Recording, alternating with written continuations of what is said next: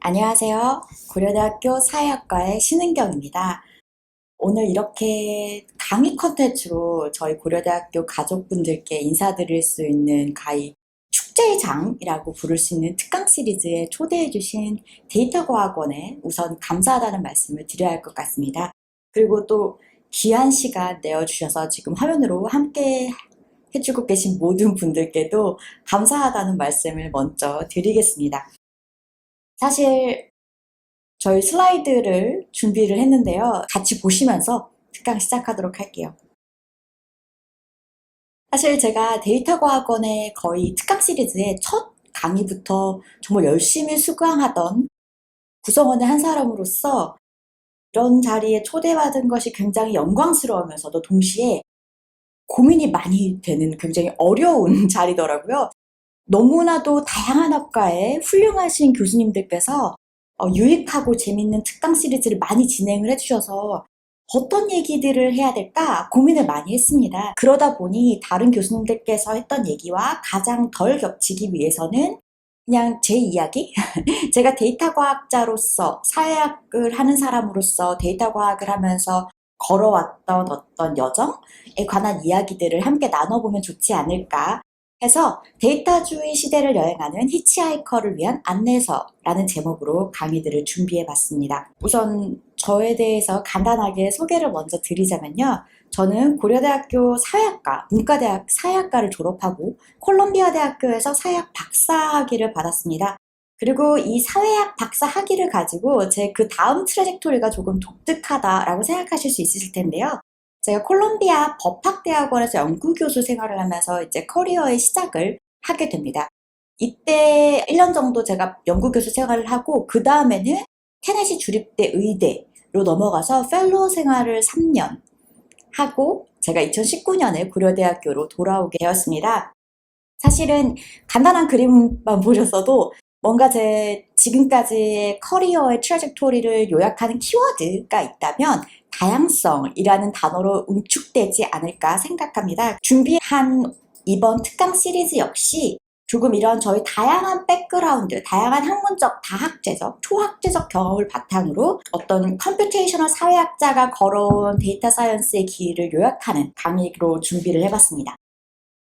그래서 4회차 특강은 다음과 같은 제목들로 준비를 해봤는데요. 첫 번째 시간에서는 저희가 사회학적 상상력, 새로운 데이터를 만나다라는 주제로 어떤 새로운 데이터 시대에 있어서 데이터를 어떻게 사회학적 상상력을 바탕으로 볼 것인가에 관한 이야기를 하고 두 번째 시간에서는 데이터 상대성의 원리에 대해서 조금 알아보도록 하겠습니다.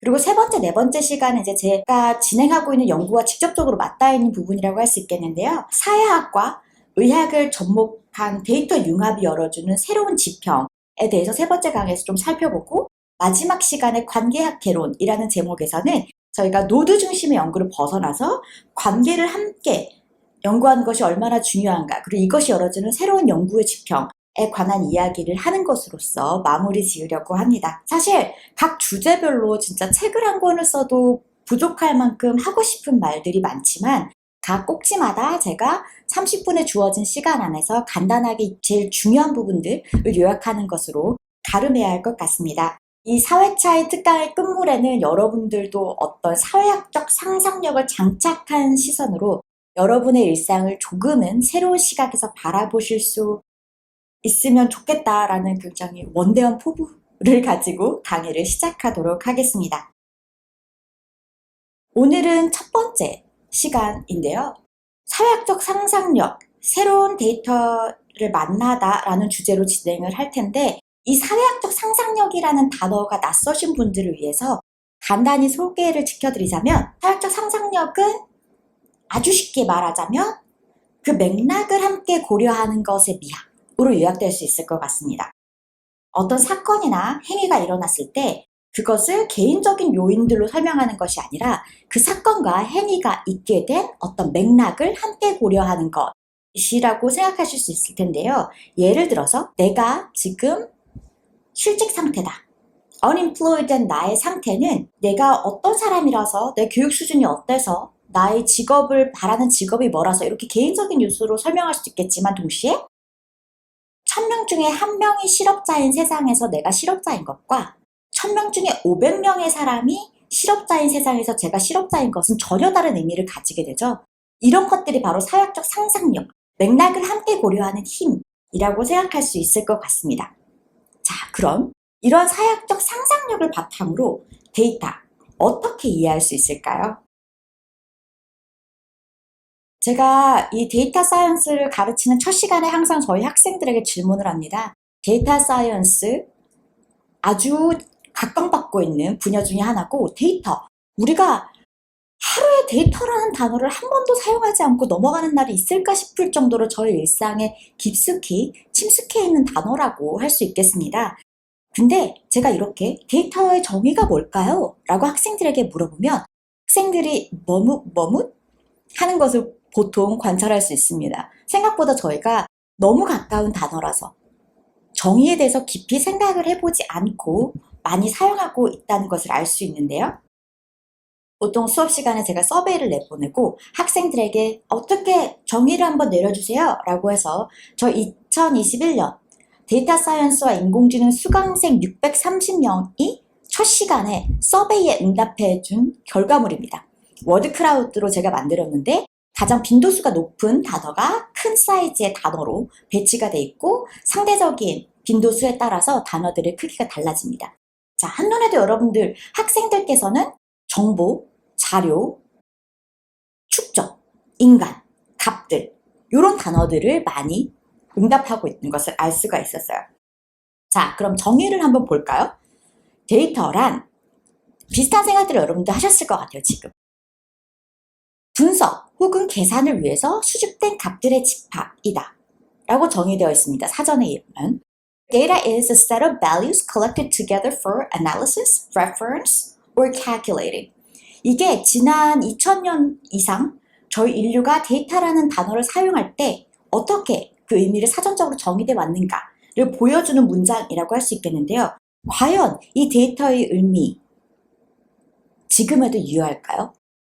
사실 이 데이터의 정의는 조금 다르게 옛날 데이터는, old 데이터는 분석과 계산을 위해서 수집된 값들이라고 부르는 것이 적절한 표현이었을 겁니다. 하지만 오늘날 여러분들이 일상적으로 사용하고 있는 새로운 21세기형의 데이터, 계산과 분석을 위한 값들의 집합이라는 정의가 타당할까요? 그것에 대해서 이번 시간에 조금 더 깊은 이야기를 나눠보도록 할게요. 새로운 데이터는 수집된 값들의 집합이다. 여러분들이 핸드폰을 사용하시고 로그를 하시고 지금 이게 유튜브로 나간 이 방송 모든 것들이 데이터가 수집되지만 혹은 여러분들이 일상적으로 사용하는 신용카드 이런 것들도 그렇고 GPS 정보들 얼마나 많은 것들이 분석되고 있을까요? 사실은 분석되지 않는 값들도 저장이 되고 수집이 되는 그러한 시대에 저희가 살고 있죠. 그래서 새로운 데이터는 예전과 달리 어떤 목적을 위해서 행위자에서 수집된 값들의 집합이 아닙니다. Set of values collected or stored, accumulated. 이런 새로운 데이터의 탄생, 인류에게 있어서 사회과학을 하는 저에게나 아니면 비즈니스를 하는 많은 사람들에게 새로운 정말 어떤 게임의 룰을 소개하고 있죠. 그것들을 조금 더 깊이 있게 이야기해 보도록 하겠습니다.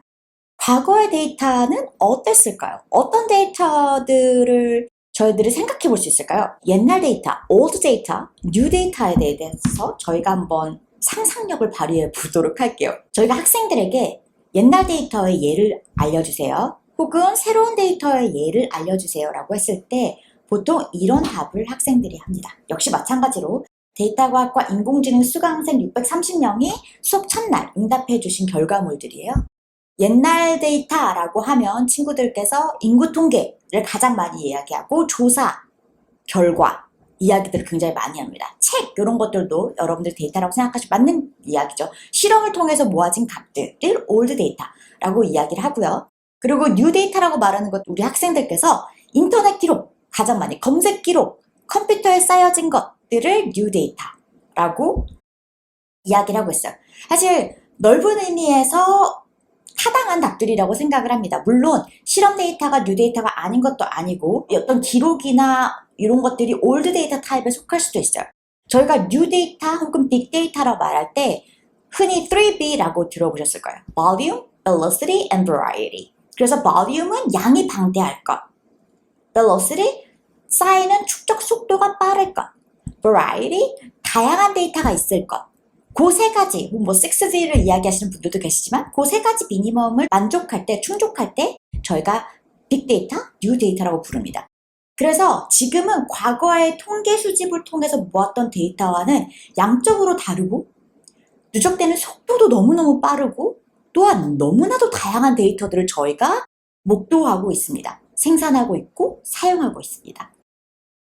그렇다면 과거의 데이터와 오늘날의 새로운 데이터는 여러분들이 지금 이 두 가지 그림을 보고도 느끼시겠지만 분석의 방법도 다를 테고 다가가는 접근의 방식도 굉장히 달라야 될 것이라고 생각됩니다.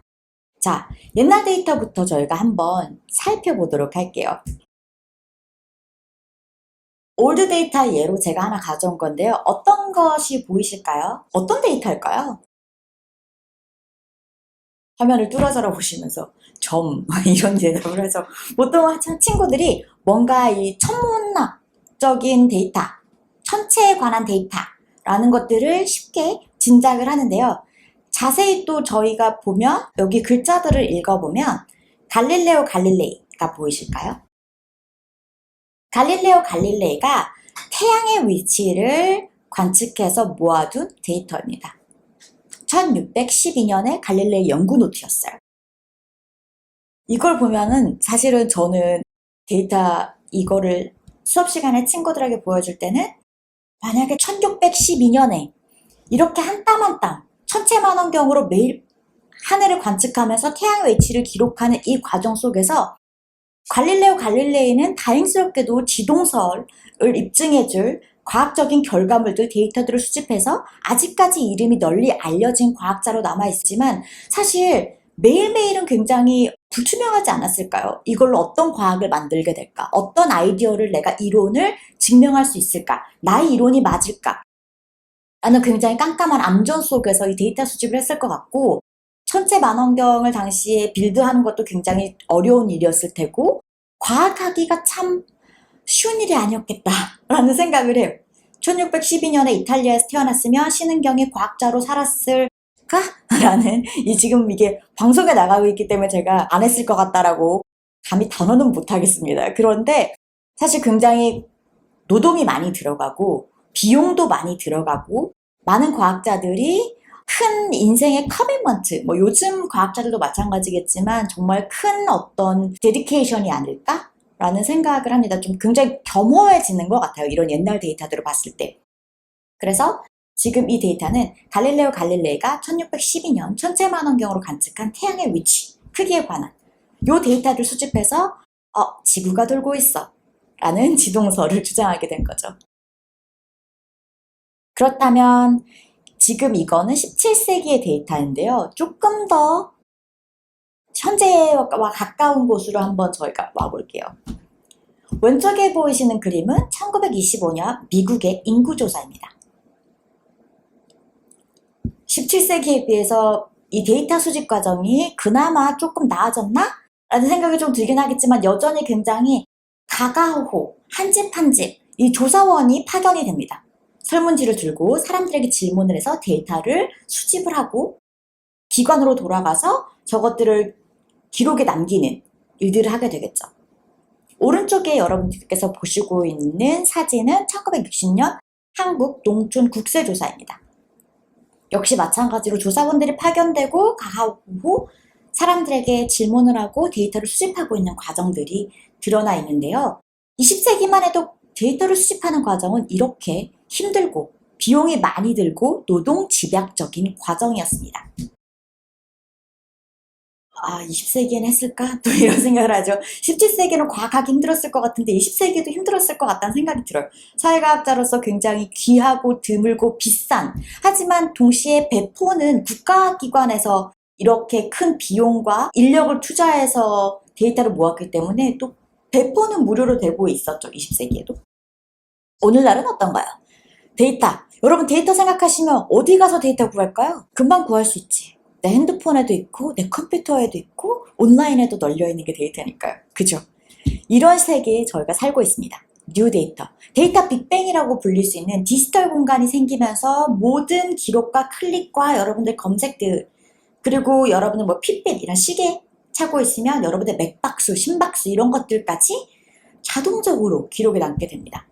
로그인하는 순간부터, 컴퓨터를 켜는 순간부터 모든 것들이 디지털 족적이 남게 되죠. 정부 기관에서 연구자를 고용하고 조사자를 파견해서 데이터를 수집하는 과정이 없이도 굉장히 일상적이고 매 순간 매 순간마다 자동적으로 많은 데이터들이 누적되고 있습니다. 그래서 나온 게 저희 데이터과학과 인공지능이 어떤 큰 띠임을 가지고 저희들이 많은 연구자들이 연구를 수행할 수 있는 가장 결정적인 이유는 이런 뉴 데이터. 새로운 데이터가 수혈되고 시작했기 때문에 새로운 세계의 과학의 문이 열리게 되는 거라고 할 수 있겠습니다. 사실 저희 친구들에게 이런저런 이야기들을 물어보면 이런 뉴 데이터, 저희 특히 학부생 같은 경우들은 데이터와 함께 태어난 세대들이라고 할 수 있기 때문에 굉장히 이렇지 않은 세계에 어떻게 살았지? 라는 생각을 할 수 있을 거예요. 하지만 그렇지 않은 세계에도 저희들이 살고 있었고 그럼에도 불구하고 과학을 하셨던 많은 분들이 있었죠. 데이터 과학에 관한 이야기로 살짝 넘어가 보도록 할게요. 앞서서 16세기 데이터도 보여드렸고 20세기 데이터도 보여드렸는데 이런 데이터는 사실 그 전부터 항상 인간들은 모아오기 시작했습니다.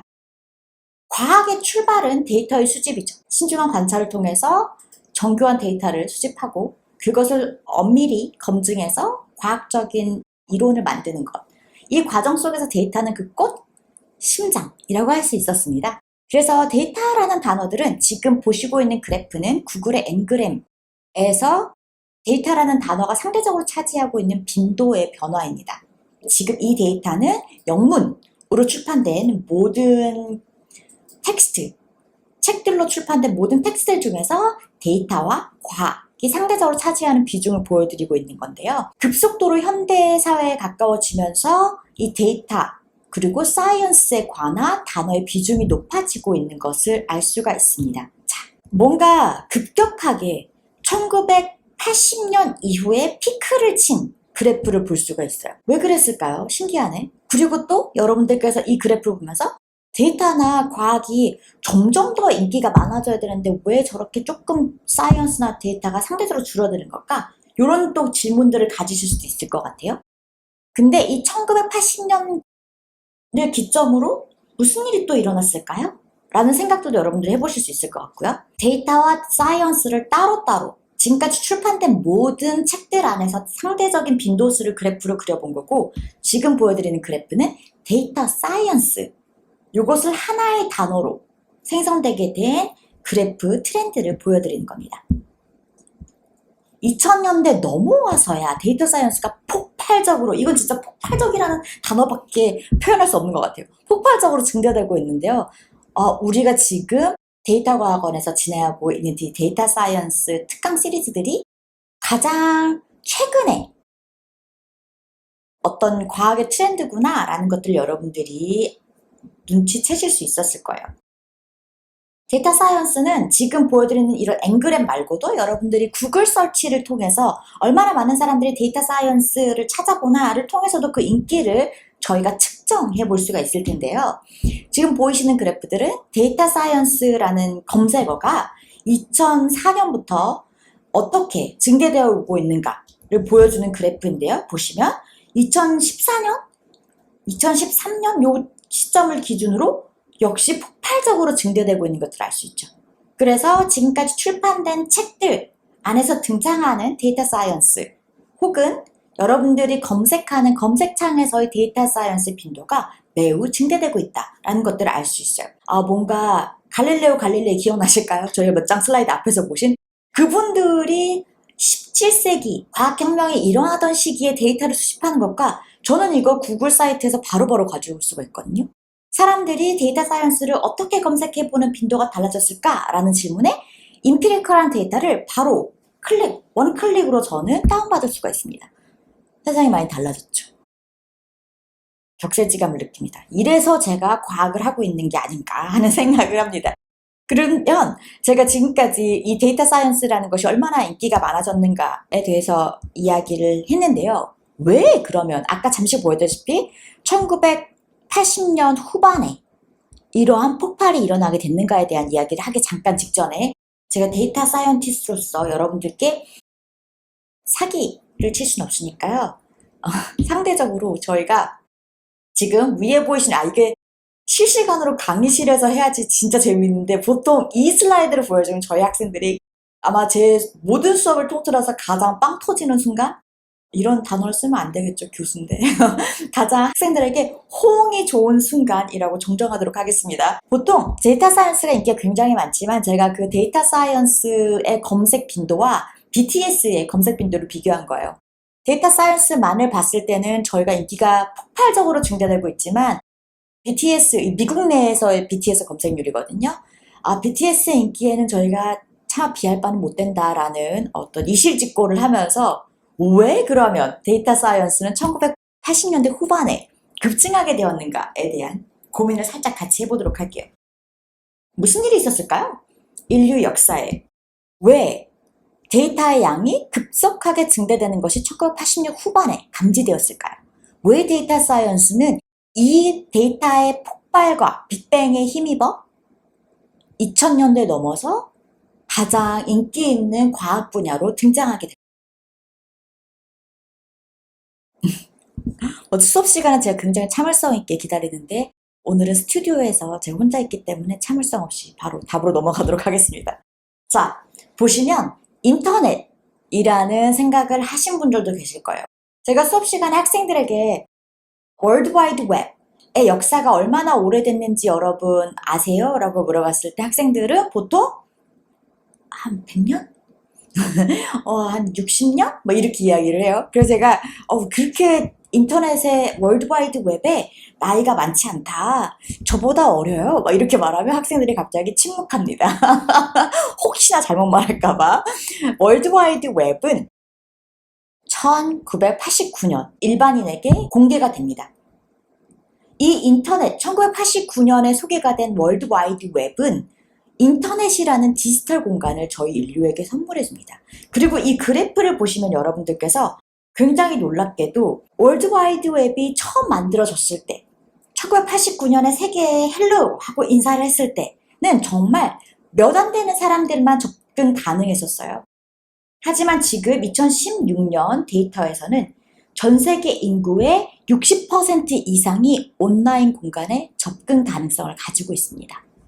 경이롭지 않습니까? 이 짧은 시간 안에 인터넷 공간이라고 하는 것이 얼마나 많은 사람들에게 문을 열었는가를 생각해 봤을 때 또 동시에 얼마나 많은 사람들이 이 온라인 공간의 데이터를 생산할 수 있는 능력을 가지게 되었는가에 관한 질문과도 맞닿아 있다고 생각할 수가 있을 것 같습니다. 이 인터넷 시대의 시작, 디지털 공간, 온라인 공간의 인류의 어떤 삶으로의 침투는 저희에게 새로운 장을 열어주게 됩니다. 모든 사람이 정보와 알에 대한 접근 가능성이 보장되는 시대가 열렸다고 할 수 있을 텐데요. 제가 보통 친구들에게, 학생들에게 수업을 할 때 이런 질문을 합니다. 누가 정보를 생산할 권리를 가지는가? 그러면 재밌게도 저희 지금 신입생들 혹은 학부 학생들은 당황해요. 저는 이 질문이 당황스러운 질문일 거라고 생각을 하지 않았거든요. 왜냐면 저는 인터넷이 없던 시대에 태어나서 나이가 살짝 공개되고 있습니다. 인터넷이 없던 시대에 태어나서 인터넷이 있는 세계로 옮겨왔기 때문에 정보를 생산하는 것이 누구나 당연히 할 수 있는 일이라고 생각하지 않았어요. 하지만 저희 학생들, 특히 인터넷보다 어린 우리 학생들은 월드와이드 웹을 당연히 어떤 디폴트 상태로 알고 자란 친구들은 정보 당연히 모두가 생산하는 건데 이 질문 자체가 모순적이다 라고 생각을 하더라고요. 재밌죠? 전 세계 인구의 60% 이상이 온라인 공간에 접근 가능하다라고 하는 것은 누구나 데이터, 정보들을 생산할 권리를 갖는다는 의미를 갖는 거죠. 진짜 가끔 생각해보면 저는 굉장히 신기하다라는 생각을 많이 해요. 왜냐면은 19세기만 해도 프랑스 특히 뭐 이런 나라들을 생각해 봤을 때는 정보를 생산하는 사람들은 국가 공직자였어야 됐어요. 어떤 라이센스가 있고 교육 수준도 일정 수준 이상이었었고 누구나 정보를 생산할 수 있다라는 것은 상상도 할 수 없었던 일이었거든요. 지금 저희에게는 이 반대를 상상할 수가 없는 세상을 살고 있습니다.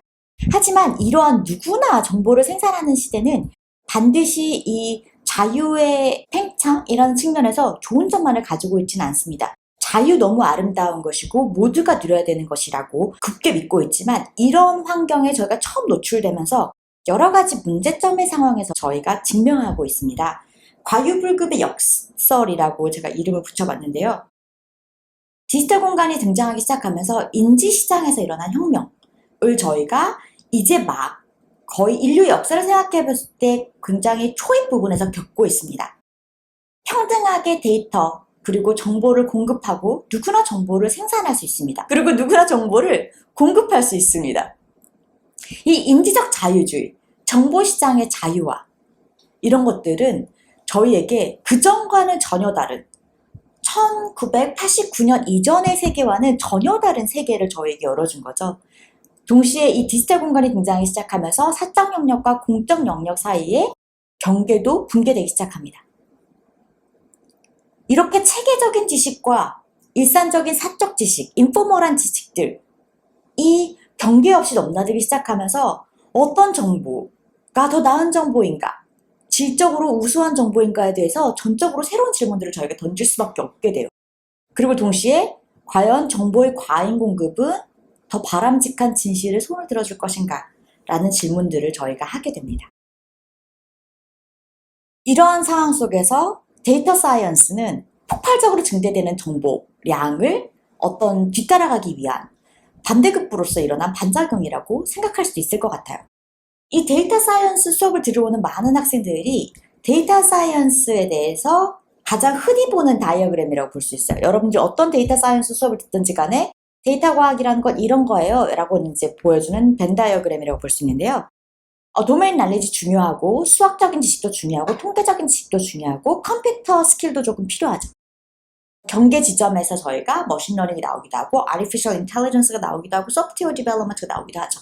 그리고 분석을 하는 사람도 있고 그 모든 것을 아우르는 것이 데이터 사이언스라고 부를 수가 있는데 이렇게 들으면 친구들이 뭔가 데이터 사이언스는 컴퓨터 하는 친구들이 하는 거야.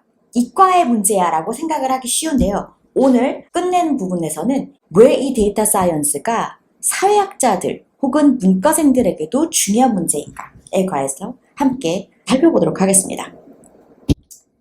자, 새로운 데이터의 시대. 왜 사회학적 상상력이 필요할까요? 데이터는 사회적 산물이에요. 특히 신데이터는 더더욱 사회적 산물이에요. 여러분들이 클릭 하나, 여러분들이 어떤 데이터를 온라인에 올리시는지가 중요한 데이터의 출발점이 될 수가 있거든요. 그래서 데이터의 수집 과정도, 데이터의 구조도, 데이터가 누가 접근할 수 있는가 역시 사회적으로 구성되는 사회적 산물이다 라는 이야기를 해야 될 것 같고요. 두 번째, 분석 역시 사회적 행위입니다. 어떻게 적용할 것인가, 어디에 적용할 것인가, 누가 사용할 것인가에 관한 것들을 저희가 사회적인 맥락을 떠나서는 제대로 이해할 수 없다. 그래서 새로운 데이터주의 시대, 사회학적 상상력이 절실하다 라는 결론으로 오늘 첫 특강을 마무리 지을 수 있을 것 같습니다. 첫 시간 함께 해주신 여러분들께 진심으로 감사의 말씀을 드리고요. 다음 시간에는 조금 더 이 데이터 수집, 데이터의 사회성에 관한 이야기들에 대해서 이어서 이야기를 해보도록 하겠습니다. 수고하셨습니다.